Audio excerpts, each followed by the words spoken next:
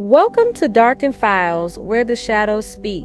We uncover the untold stories behind domestic violence and brutal crimes, exposing the chilling truths hidden in plain sight. Real cases, real voices, no sugarcoating. If you're ready to step inside the darkest corners of reality, you're in the right place. Don't touch me, little man. Move, get back. Come on, that. Get back. Move, bro. Move, get back. Get back. No, I'm not. Get back.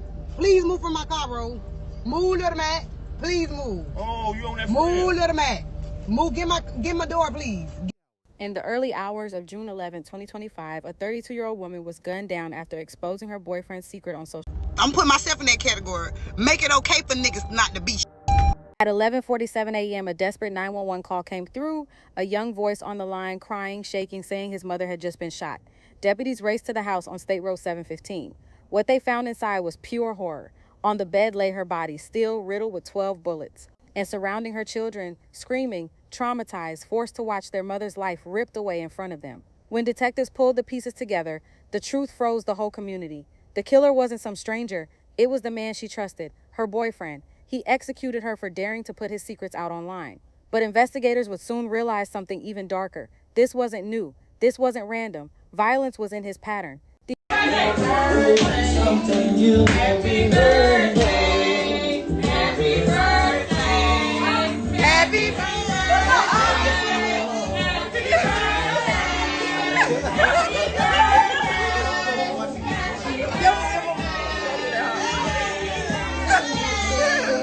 Shantae Letitia Butts, known as Shay, was born in West Palm Beach in the early 1990s. She grew up in South Florida, her childhood marked by instability. I'm 30, finna be 31, and I was adopted as a child. Between adopted and foster, I don't think people know this, is when you adopted, you belong in that family. So therefore, the state can't come and take you out of that household. Now, if you fostered, you could just get taken at any moment whenever the person choose to get a child. Like if they want a child and they want you. Shantae lived through adoption and carried those lessons into adulthood. For her, family was everything. She was determined to give her kids what she never fully had: stability, protection, unconditional love. Her children were her world. Her social media told the story. She showed up at school events. She cheered from the sidelines. She made time for family outings no matter how tired she was. Her oldest son stood by her side often, stepping up when she couldn't be in two places at once. How did she pull it all off? Through nonstop hustle. Shantae worked as a home health aide, a job that drained her body and heart but demanded compassion. She still pushed further. She built a cleaning company, polished beige, turning houses spotless and earning a name for her skill. She launched a decor business too, designing custom floral pieces, liquor bottle displays, and money bouquets. And on top of all that, she was chasing a new dream: content creation. I honestly feel like I don't get paid enough to babysit. I don't give a if they is my own kids. Pay me. I gotta miss work to take care of the kids. Pay me. I gotta miss an event to be with my kids. Pay me. Period. On her page, she shared her humor, her exhaustion, her survival. She called herself a comedian, spinning her pain into punchlines. Her series, All Deadbeat Daddy, was sharp, raw, and brutally real about absent fathers. Women, me, I'm putting myself in that category. Make it okay for niggas not to be just being in our relationship because we so happy that somebody love us. But we can just love ourselves, if that makes sense. Take care of the household, do what we gotta do, because in reality, we just not feeling like we housing a nigga. But in reality, we housing a nigga. And from the outside looking in, it looked like he's helping or contributing because your life is still going on the same way.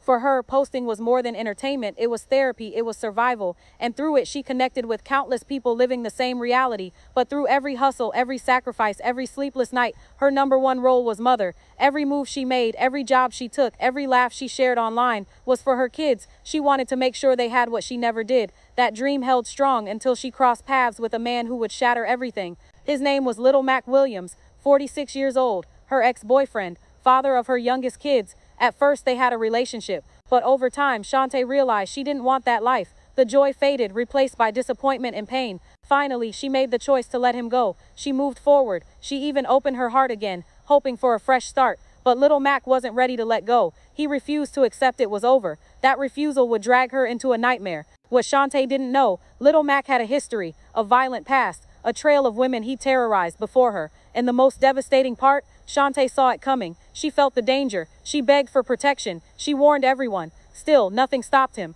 Little Mac's record stretched back years. In 2014, one of his exes accused him of sexual battery. Officers found her battered, swollen face, bruises, a massive knot on her forehead. He was charged with felony battery, domestic battery by strangulation, and false imprisonment. Instead of serving years behind bars, he walked out after only 36 days. 36, and that short stint didn't slow him down.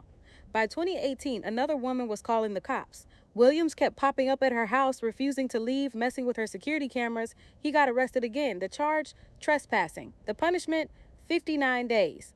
Then he was back on the street. The violence kept rising. By 2023, he struck a woman in the head with an object during an argument and sent her to the hospital.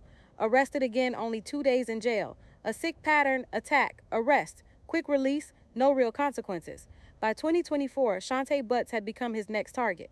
July of that year, she told police he forced his way into her home, choked her, kicked her over and over until she nearly blacked out. When she tried to call 911, he snatched her phone and ran.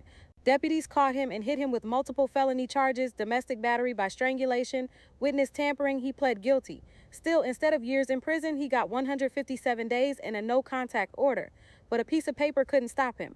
By October, Shantae was back on the phone with police. Little Mac was stalking her, calling nonstop, beating on her front door. He was arrested again for violating the order. Then in November, it got worse. He broke into her house, assaulted her, and stole her phone. Prosecutors dropped the felony domestic battery to a misdemeanor. He pled guilty and served 66 days. 66. After all those arrests and convictions, Little Mac was still out, still violent, still obsessed with controlling Shantae. Everyone could see it was only a matter of time before his threats turned deadly. While Shantae entertained her followers with her viral series, All Dead Be Daddy, Little Mac was seething. To her audience, the videos were comedy, raw, unfiltered shots at absent fathers. To him, it was personal. He believed she was putting his business on blast, humiliating him for the world to see. What Shantae treated as self-expression, Little Mac took as a direct attack, and his resentment grew darker by the day. By July 1st, 2025, the tension snapped. Little Mac showed up at Shantae's work. Please leave. I am not okay with this. Please leave my job. I have to go.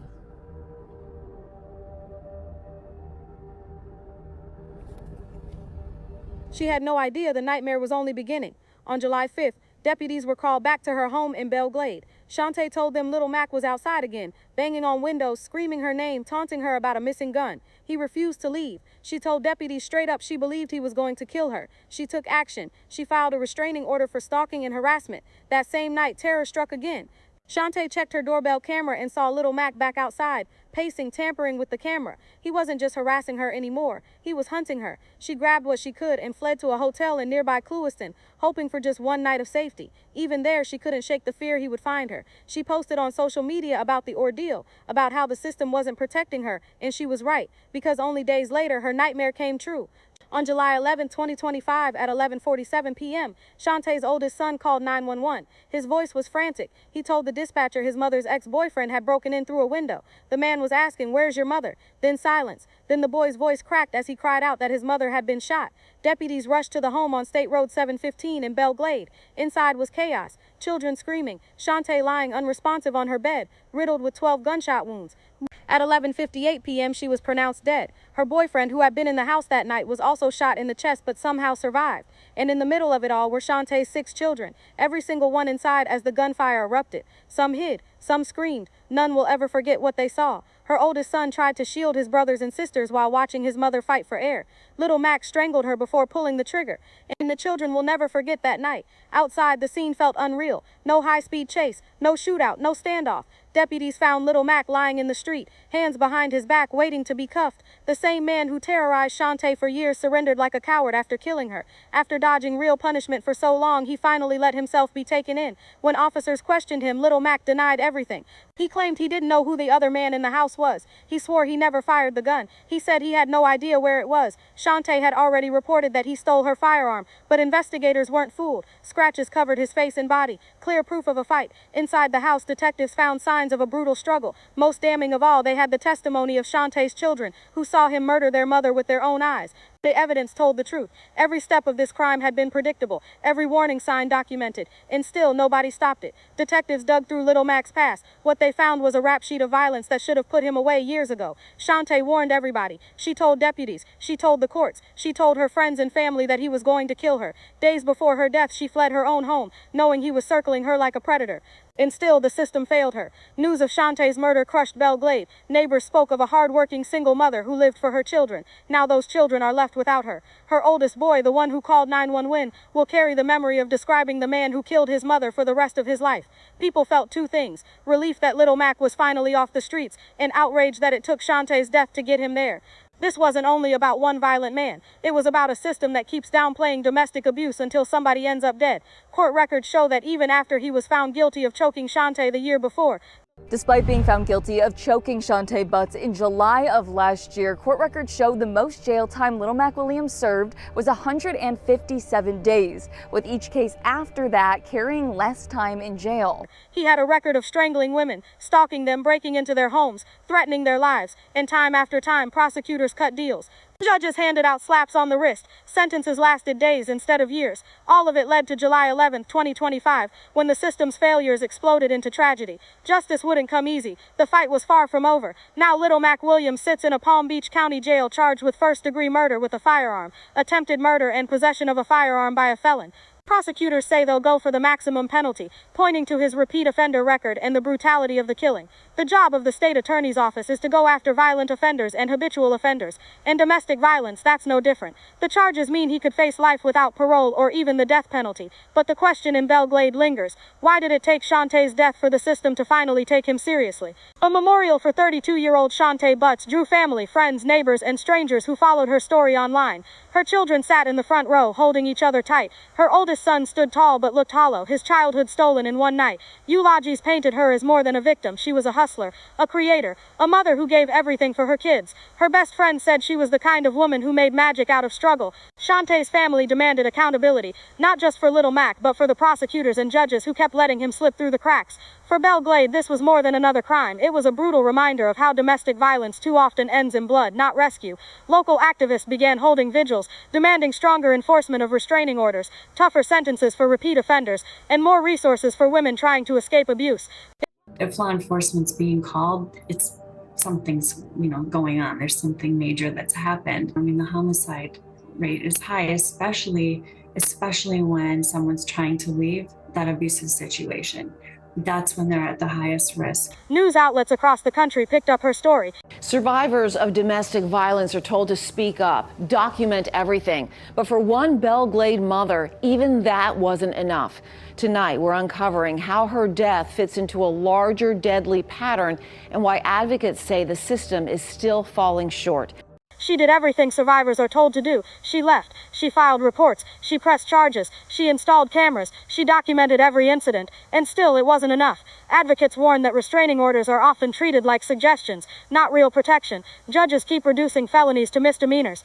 Women are told to be strong, but the system gives them no real shield. Experts point out that strangulation, something Little Mac had already done to her, is one of the strongest warnings of a future homicide in domestic violence cases. Yet courts kept brushing it aside. It's time for change. Domestic violence cannot stay a minor offense. Strangulation cannot mean just a few weeks in jail. Restraining orders cannot be empty promises. The truth is simple. Shantae deserved protection. She deserved safety. She deserved to watch her children grow up. Instead, she became another statistic. But her story is not only tragedy, it is also resilience. The story of a woman who fought to the end, and a community determined to turn her pain into change. Rest in power, Shantae.